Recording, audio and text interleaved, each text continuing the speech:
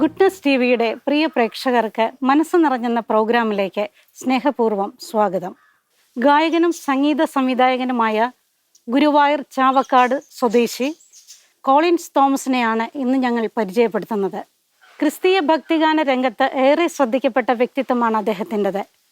ഈ പ്രോഗ്രാമിലൂടെ അദ്ദേഹത്തിൻ്റെ വിശേഷങ്ങളെ നമുക്കടുത്തറിയാം. ഒരിക്കൽ കൂടി എല്ലാവർക്കും ഈ പ്രോഗ്രാമിലേക്ക് സ്വാഗതം.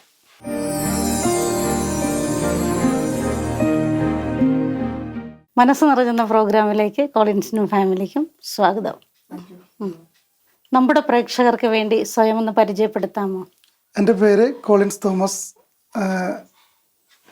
എൻ്റെ അപ്പച്ചൻ്റെ പേര് തോമസ്, അമ്മച്ചി മേരി തോമസ്. ഞങ്ങൾ 3 ആൺമക്കളാണ്. എൻ്റെ താഴെയുള്ള അനിയൻ്റെ പേര് ആൽബർട്ട്, ഏറ്റവും താഴെയുള്ള അനിയൻ്റെ പേര് ജിപ്സൺ. പിന്നെ എനിക്ക് ഭാര്യ, 2 മക്കൾ. ഭാര്യയുടെ പേര് സഞ്ജന, നേഴ്സായിട്ട് ഖത്തറിൽ വർക്ക് ചെയ്യുന്നു. പിന്നെ മൂത്ത മകൻ Gladwin Collins, Eileen Collins. Gladwin 10ാം ക്ലാസ്സിൽ പഠിക്കുന്നു. പിന്നെ മോള് 2ാം ക്ലാസ്സിൽ പഠിക്കുന്നു. ഞങ്ങളെല്ലാവരും ഖത്തറിലാണ് ജോലി ചെയ്യുന്നത്. അങ്ങനെയൊക്കെ പോകുന്നു. കോളിൻസിന്റെ ബാല്യകാലം എങ്ങനെയായിരുന്നു? സംഗീതത്തോടുള്ളൊരു താല്പര്യം ചെറുപ്പത്തിലേ തുടങ്ങിയതാണോ? അപ്പച്ചന് ചെറുപ്പം മുതലേ ഒരു വയലിൻ ഉണ്ടായിരുന്നു വീട്ടിൽ. അപ്പോൾ അതുകൊണ്ട് കണ്ടുകൊണ്ടാണ് നമ്മൾ വളരുന്നത്.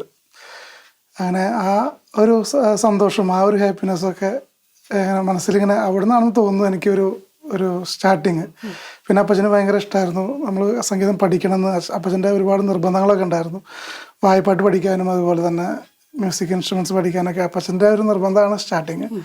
പിന്നെ കുറച്ച് കഴിഞ്ഞപ്പോൾ കീബോർഡിനോടുള്ളതും പിന്നെ പള്ളി കൊയറിൽ കീബോർഡ് വായിക്കാൻ ആളില്ലാതൊക്കെ വന്നപ്പോൾ അങ്ങനെ കീബോർഡ് പഠിക്കാനായിട്ട് ഞാൻ താൻസൺ സംഗീത വിദ്യാലയത്തിൽ പോയി കുറച്ച് നാൾ വെസ്റ്റേൺ കീബോർഡ് പഠിച്ചായിരുന്നു.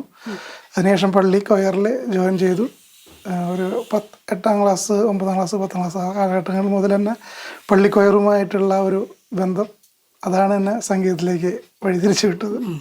അപ്പോൾ ഈ 8ാം ക്ലാസ് മുതൽ തന്നെ ദേവാലയ ശുശ്രൂഷകൾ തുടങ്ങിയിരുന്നു. കൊയറിൽ കീബോർഡ് വായിക്കാൻ അവിടെ ആളില്ലാത്തൊരു സാഹചര്യം വന്നപ്പോൾ അന്ന് മുതൽ കീബോർഡ് കൊയറിന് വേണ്ടിയിട്ടുള്ള സപ്പോർട്ടൊക്കെ ചെയ്ത് അന്ന് മുതൽ സ്റ്റാർട്ടാക്കി. അനിയൻ തബല വായിക്കും. ആൽബർട്ട് തബലിസ്റ്റ് ആയിരുന്നു. പള്ളിയിൽ തന്നെ ഞങ്ങൾ കൊയറിൽ വായിച്ചിരുന്നു. പിന്നെ താഴെയുള്ള ആള് ജിപ്സൺ ഗിറ്റാർ ചെറുതായിട്ടൊക്കെ. ഇപ്പോൾ ആള് UK-യിലാണ്. ആൽബർട്ട് ദുബായിൽ വർക്ക് ചെയ്യുന്നു. പിന്നെ കൊയറിൽ പിന്നെ ജോയിൻ ചെയ്തതിന് ശേഷം പിന്നെ കുറച്ച് കാലങ്ങൾക്ക് ശേഷം പിന്നെ നമ്മൾ പഠനമൊക്കെ കഴിഞ്ഞ് ജോലിക്കായിട്ട് ഒമാനിൽ പോകുന്നു.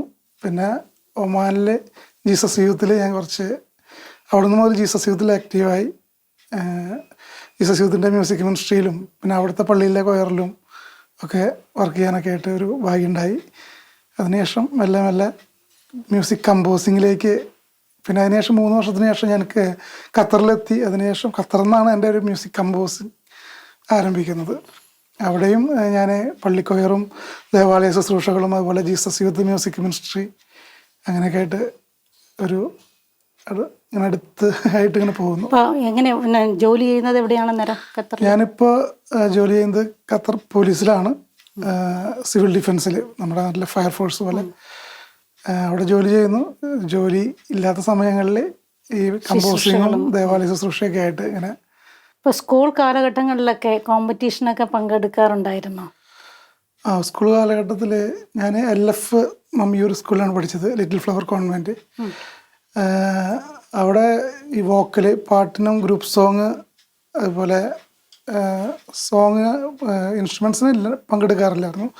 പാട്ട് പാടാനൊക്കെ ആയിട്ട് പങ്കെടുക്കാറുണ്ട്. അതിനുശേഷം ഞാൻ എൻ്റെ ഹൈസ്കൂൾ കാലഘട്ടം ചിറ്റാട്ടുകാര സെൻറ്റ് സെബാസ്റ്റ്യൻ HSL-ആയിരുന്നു. അവിടെയും ഇതുപോലെ തന്നെ ഗ്രൂപ്പ് സോങ്, ദേശഭക്തി ഗാനം, അങ്ങനത്തെ പാട്ട് മത്സരങ്ങളിലൊക്കെ പങ്കെടുക്കാറുണ്ടായിരുന്നു. പിന്നെ ഇൻസ്ട്രുമെൻറ്റ്സ് സ്റ്റാർട്ട് ചെയ്യുന്നത് ഒരു 8th 9th 10th താൻസൺ സംഗീത വിദ്യാലയത്തിലാണ് ഞാൻ കീബോർഡ് പഠിക്കുന്നത്, ചാവക്കാടിനാണുള്ള. പിന്നെ അതിനുശേഷം ഞാൻ പ്രീ ഡിഗ്രിക്ക് കോപ്പറേറ്റീവ് കോളേജിലായിരുന്നു. അതിനുശേഷം ITA വിക്ടോറിയ ITC-യിലായിരുന്നു ITA കംപ്ലീറ്റ് ചെയ്തത്. അതിനുശേഷം ഞാൻ പിന്നെ ബോംബെയിൽ പോയായിരുന്നു ജോലിയുടെ. ഒരു 18 വയസ്സിന് ശേഷം നാട്ടിലില്ല, ബോംബെ. പിന്നെ അതിനുശേഷം ഒമാൻ.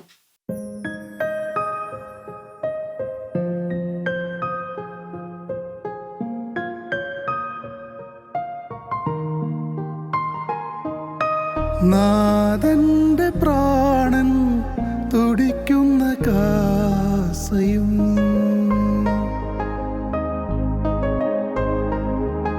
എന്നാത്മാവിനന്നം ഒരുങ്ങും പീലാസയും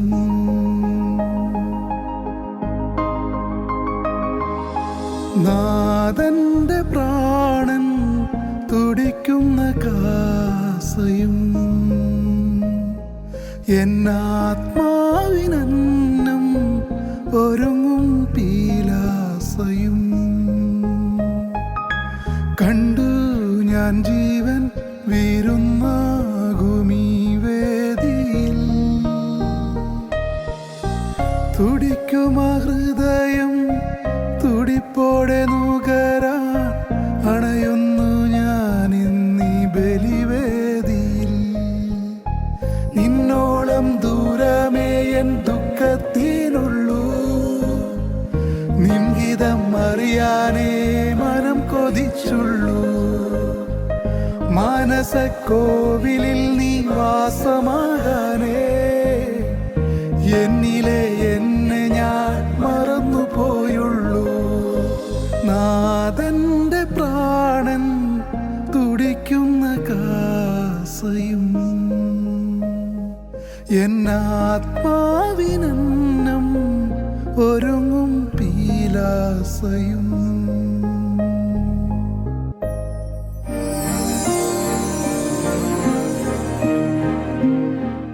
ശുശ്രൂഷകളുടെയൊക്കെ ആരംഭ കാലഘട്ടം എങ്ങനെയായിരുന്നു?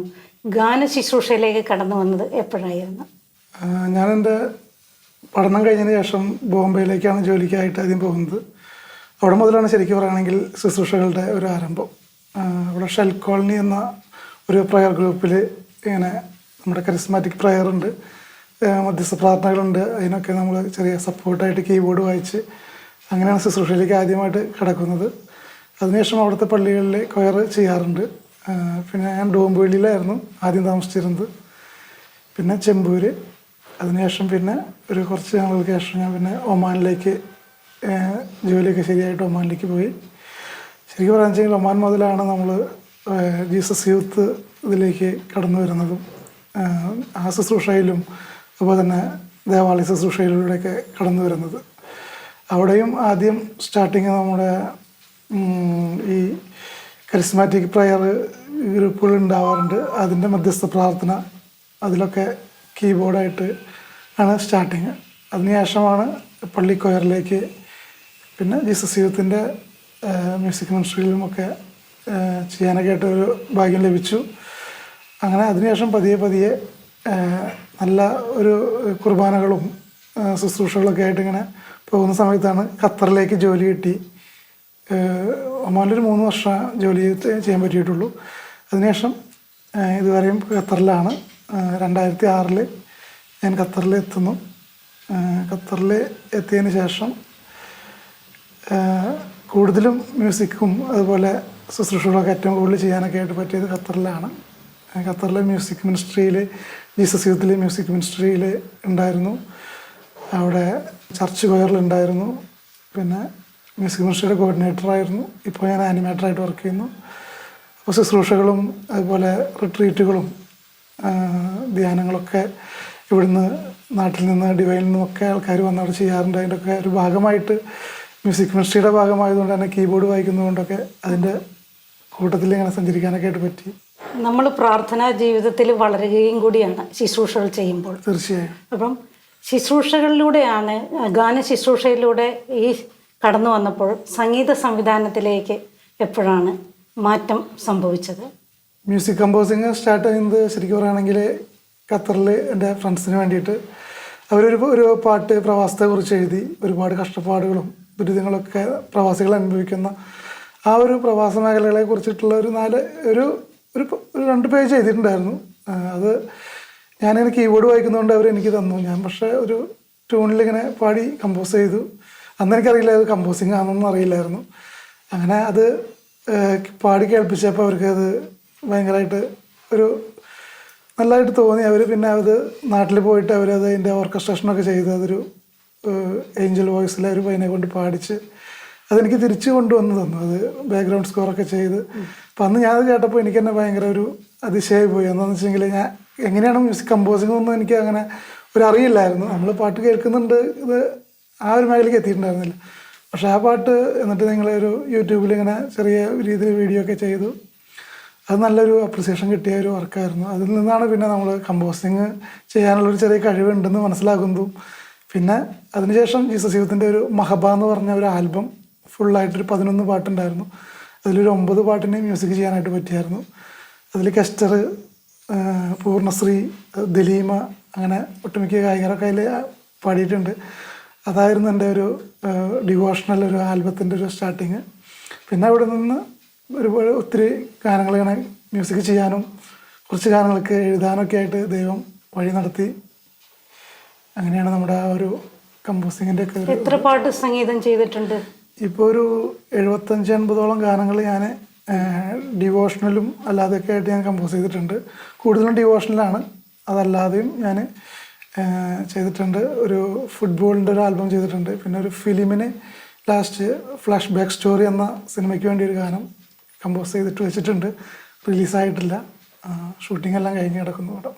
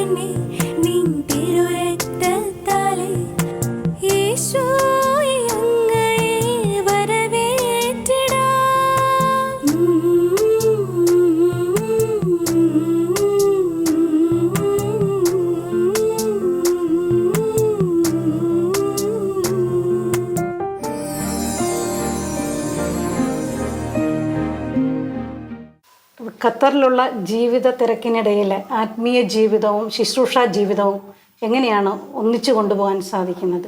ഖത്തറിൽ ഞാൻ വന്ന സമയത്ത് പള്ളിയിലേക്ക് പോകാനൊക്കെ വളരെ ദൂരെയായിരുന്നു ചർച്ചൊക്കെ ഉണ്ടായിരുന്നത്. അതുപോലെ തന്നെ ട്രാൻസ്പോർട്ടേഷനൊക്കെ ഭയങ്കര ഒരു വെല്ലുവിളിയായിരുന്നു.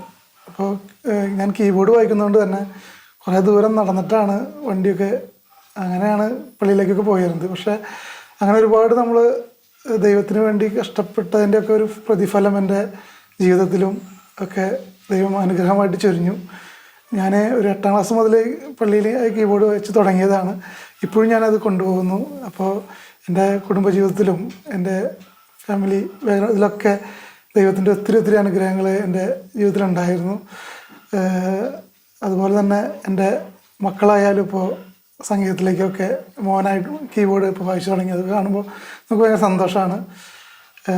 പിന്നെ പള്ളിയിൽ ഈ നമ്മുടെ ധ്യാന പ്രോഗ്രാമുകൾ, അതുപോലെ ജീസസ് യൂത്തിൻ്റെ ശുശ്രൂഷകൾ, അതുപോലെ ചർച്ച് കൊയർ, ഇതിലൊക്കെ ഞാൻ എപ്പോഴും നമ്മുടെ സമയം ജോലി മേഖലകളിൽ എനിക്ക് ഒരു ഉച്ചയ്ക്ക് ശേഷം ഒക്കെ അവധിയാണ്. അപ്പോൾ ബാക്കിയുള്ള സമയങ്ങളിലൊക്കെ നമ്മുടെ ഫാമിലി യൂണിറ്റ് ഗ്രൂപ്പുകൾ, അതുപോലെ പള്ളിയിലെ ചർച്ചിൻ്റെ practice, choir practice, music ministry practice, അതിനൊക്കെയാണ് സമയം.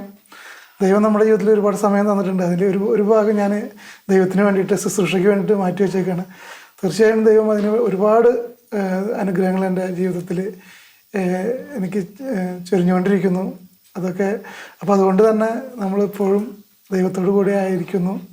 ശുശ്രൂഷയൊക്കെ സന്തോഷത്തോടു കൂടി ദൈവത്തിന് വേണ്ടി നമുക്ക് തന്ന സമയത്തിൻ്റെ ഒരു ഭാഗം ദൈവത്തിന് വേണ്ടി സമർപ്പിച്ച് ഇങ്ങനെ മുന്നോട്ട് പോകുന്നു. ജീവിതത്തിൽ ഒത്തിരി ദൈവാനുഭവമുണ്ട്. ചെറിയ കാലം മുതൽ ശുശ്രൂഷകളിലേക്ക് കടന്നു വന്ന് വ്യത്യസ്തമായ ഒത്തിരി ശുശ്രൂഷകൾ ചെയ്യുന്നുണ്ട്. അപ്പോൾ ഓർമ്മയിൽ തെളിഞ്ഞു നിൽക്കുന്ന ഒരു ദൈവാനുഭവം പങ്കുവയ്ക്കാമോ? എടുത്തു പറയുകയാണെങ്കിൽ, ഞാൻ ഒമാനിലെ ജോലി നഷ്ടപ്പെട്ട് അങ്ങനെ ഒരുപാട് ബുദ്ധിമുട്ടിലൂടെ കടന്നു പോയ സമയങ്ങളിലൊക്കെ നമ്മുടെ ഓരോ ശുശ്രൂഷയിൽ ഉള്ള ഓരോ സഹോദരങ്ങൾ വന്ന് നമ്മളെ സാന്ത്വനപ്പെടുത്തുകയും അതുപോലെ തന്നെ അവരിലൂടെ നമ്മൾ പ്രതീക്ഷിക്കാത്ത പല വ്യക്തികളിലൂടെയും നമ്മൾ ചെയ്തിരുന്ന ജോലിയേക്കാൾ നല്ല നല്ല ജോലികളിലേക്ക് നമ്മൾക്ക് കിട്ടുകയും അങ്ങനെയൊക്കെ ദൈവം കൈപിടിച്ച് നടത്തിയിട്ടുണ്ട്. അതൊക്കെ നമ്മൾ ഈ ശുശ്രൂഷ മേഖലയിൽ ചെയ്യുന്നതുകൊണ്ട് ആ ഒരു പരിചയത്തിൻ്റെ മുകളിലേക്കാണ് ദൈവത്തിൻ്റെ ആ ഒരു ഇടപെടൽ ഉണ്ടായിട്ടുള്ളത്. അതുകൂടാതെ പിന്നെ എൻ്റെ കല്യാണം കഴിഞ്ഞ ഒരു സമയത്ത് ഞാൻ തിരിച്ച് ഖത്തറിലേക്ക് പോയി. കല്യാണം കഴിഞ്ഞിട്ട് ആ സമയത്ത് ഇങ്ങനെ വൈഫ് ഇങ്ങനെ പ്രഗ്നൻ്റ് ആണെന്നുള്ള ഒരു മെസ്സേജ് ഫോണിലൂടെ പറഞ്ഞപ്പോൾ ഞാൻ ബൈബിളെടുത്ത് ഒന്ന് പെട്ടെന്ന് ബൈബിളെടുത്ത് നോക്കാനായിട്ട് എനിക്ക് തോന്നി. അങ്ങനെ ബൈബിൾ വായിച്ചപ്പോൾ എനിക്ക് കിട്ടിയ വചനം, ഇനി അടുത്ത വർഷത്തിലൊരു ആൺകുഞ്ഞിന് ജന്മം നൽകുന്ന, അങ്ങനത്തെ കോട്ടിങ് ഞാൻ ഓർക്കുന്നില്ല, അങ്ങനെ ഒരു വചനമാണ് അതെനിക്ക് ഭയങ്കരമായിട്ട് ഒരു അത്ഭുതം പോലെ തന്നെ സംഭവിച്ചത്. ആദ്യത്തെ കുഞ്ഞ് ആൺകുഞ്ഞ് തന്നെയായിരുന്നു. അതിനുശേഷം പിന്നീട് അതുപോലെ ദൈവം സന്തോഷവും ദുഃഖവും ഒക്കെ എൻ്റെ ജീവിതത്തിൽ ചൊരിഞ്ഞിട്ടുണ്ട്. ഇപ്പോൾ ലാസ്റ്റ് ഒരു കാര്യം പറയാനുള്ളത്, എൻ്റെ ജീവിതത്തിൽ എനിക്കൊരു കുഞ്ഞ് 7 മാസം പ്രായമായിട്ട് ജനിച്ചിരുന്നു. ആ കുഞ്ഞിന് ഹാർട്ടിന് കംപ്ലൈൻ്റ് ആയിട്ട് അവൻ ഞങ്ങളുടെ കൂടെ 12 മണിക്കൂർ ഉണ്ടായിട്ടുള്ളൂ. ഇപ്പോൾ 3 മാസം മുന്നേ ദൈവത്തിൻ്റെ അടുത്തേക്ക് ഒരു കുഞ്ഞുമാലായിട്ട് അവൻ പോയി. യോഹൻ എന്നാണ് എൻ്റെ പേര്. മാമോദിസയൊക്കെ ചെയ്തായിരുന്നു.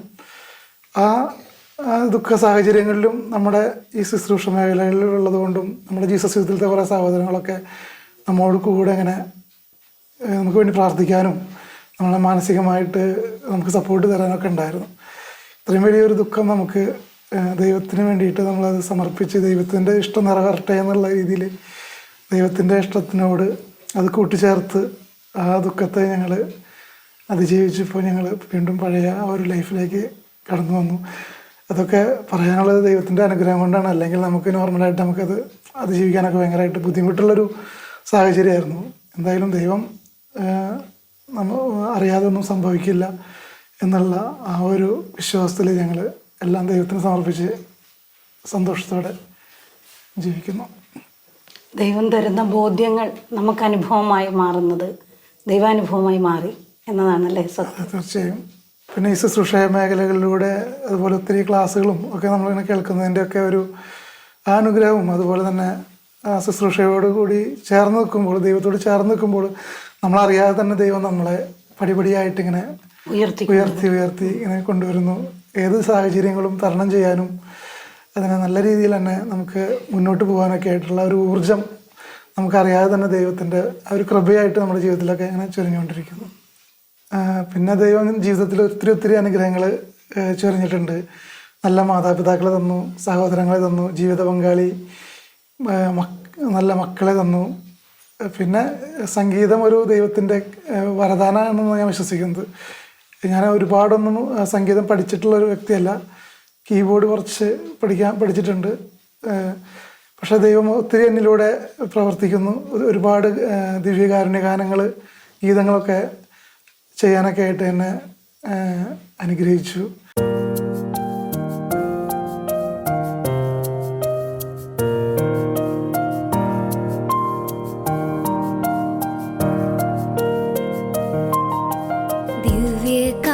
ദിവ്യകാരുണ്യമായി ഈശോ വരുമ്പോൾ ഒന്നു കാണാൻ ആഗ്രഹമായി ഇന്നരികിൽ നാഥനെ തുമ്പോൾ ആഗ്രഹമതാനന്ദമായി അപ്പമായലിഞ്ഞു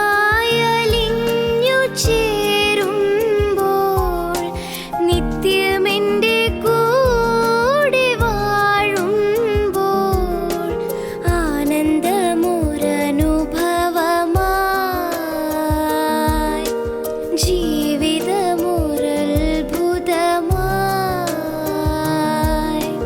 ആഹാ എന്തു നല്ല മാധുര്യമാ ഈശോയ്ക്കെന്നോട്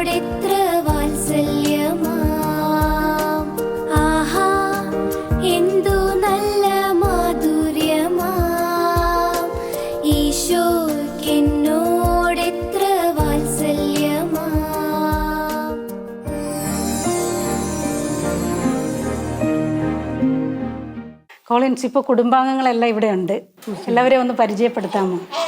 ഇതാണ് ഞങ്ങളുടെ ബ്ലസ്ഡ് ഫാമിലി. ഇത് ഭാര്യ സഞ്ജന, ഇത് മോൻ ഗ്ലാഡ്വിൻ കോളിൻസ്, ഇത് ഐലിൻ കോളിൻസ്. അപ്പച്ചൻ, അമ്മച്ചി, ഇത് സഞ്ജനയുടെ പപ്പ ആൻ്റണി, ഇത് മമ്മി മേഴ്സി. സഞ്ജന, തിരക്കും ഉത്തരവാദിത്വമുള്ള ഒരു ജീവിതത്തിനിടയിൽ കോളിൻസിനെ എങ്ങനെയാണ് ശുശ്രൂഷകൾക്കൊക്കെ സപ്പോർട്ട് ചെയ്യുന്നത്? നമ്മുടെ കുടുംബജീവിതത്തിൽ ഒരുപാട് അനുഗ്രഹങ്ങൾ ഉണ്ടായിട്ടുണ്ട്. അത് ഈ ശുശ്രൂഷയ്ക്ക് വേണ്ടി പോകുന്നത് കൊണ്ട് ആയിരിക്കാമെന്ന് നമ്മൾ പ്രതീക്ഷിക്കുന്നു. കാരണം എപ്പോഴും മാക്സിമം ഞാൻ എൻ്റെ ഭാഗത്തു നിന്നും പറ്റാവുന്ന സപ്പോർട്ടുകളൊക്കെ ചെയ്യാറുണ്ട്. പിന്നെ ശുശ്രൂഷയ്ക്കൊക്കെ പോകുമ്പോൾ കൂടെ പോകാറുണ്ട്. ജീസസ് യൂത്തിലായാലും നമ്മൾ family unit gathering, family meeting, അങ്ങനെ എല്ലാത്തിനും നമ്മൾ ഒരുമിച്ച് പോകാറുണ്ട്. പിന്നെ ശുശ്രൂഷകൾക്ക് നമുക്ക് പറ്റാവുന്ന അത്രയും സപ്പോർട്ട് കൊടുക്കും. പിന്നെ ഞാൻ വർക്ക് ചെയ്യുന്നതുകൊണ്ട്, നേഴ്സായിട്ടാണ് വർക്ക് ചെയ്യുന്നത്, അതും ഒരു ദൈവത്തിൻ്റെ അനുഗ്രഹമാണ്. നമുക്കൊരു ആതുരസേവന രംഗത്ത് വർക്ക് ചെയ്യാന്നുള്ളത്. അതിൽ കിട്ടുന്ന സമയം അനുസരിച്ച് നമുക്ക് പറ്റാവുന്ന അത്രയും ശുശ്രൂഷകൾക്ക് പോകാനായിട്ടും സമയം കണ്ടെത്താറുണ്ട്. പിന്നെ നമ്മൾ ദൈവത്തോട് ചേർന്ന് നിൽക്കുമ്പോഴാണ് നമുക്ക് ഈ അനുഗ്രഹങ്ങളെല്ലാം കിട്ടുന്നത്. അതുകൊണ്ട് പിന്നെ ദൈവത്തോട് ചേർന്ന് നിന്നാൽ നമുക്കൊന്നും, എല്ലാം നമ്മുടെ സമയത്ത് നടന്നു പോകുന്നു. അങ്ങനെയുള്ള ഒരു വിശ്വാസത്തിൽ ജീവിച്ചു പോകുന്നു. അതുകൊണ്ട് നമ്മുടെ കുടുംബജീവിതത്തിൽ എല്ലാം ഒരുമിച്ച് പ്രാർത്ഥിക്കുന്നു, ഒരുമിച്ച് പോകുന്നു, എല്ലാം സന്തോഷമായിട്ട് പോയിക്കൊണ്ടിരിക്കുന്നു. കോളിൻസ്, ഇത്രയും ഭാഗ്യപ്പെട്ട ഒരു കുടുംബത്തെ പരിചയപ്പെടുത്താനും സാധിച്ചതിൽ ഞങ്ങൾക്ക് സന്തോഷമുണ്ട്. ഇതിന് സഹകരിച്ച നിങ്ങളോടെല്ലാവരോടും നന്ദി പറയുന്നു. ഒപ്പം ഇതിന് അവസരമൊരുക്കി തന്ന സർവശക്തനായ ദൈവത്തോടും നന്ദി പറയുന്നു.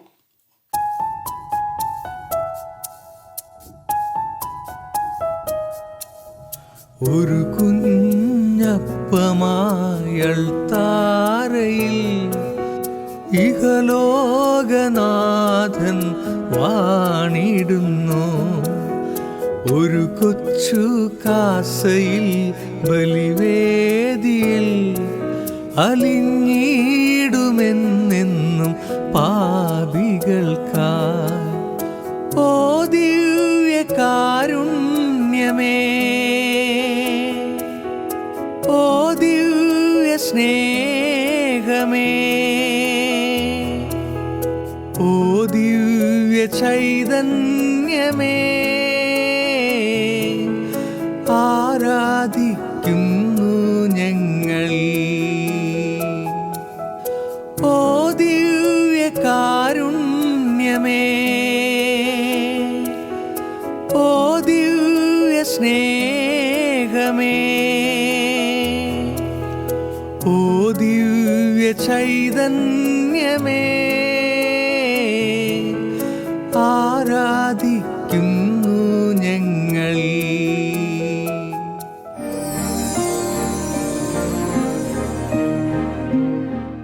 നാം ഈ സമയം ഇത്രയും അനുഗ്രഹീതമായ ഈ കുടുംബത്തെ ശ്രവിക്കുകയായിരുന്നു.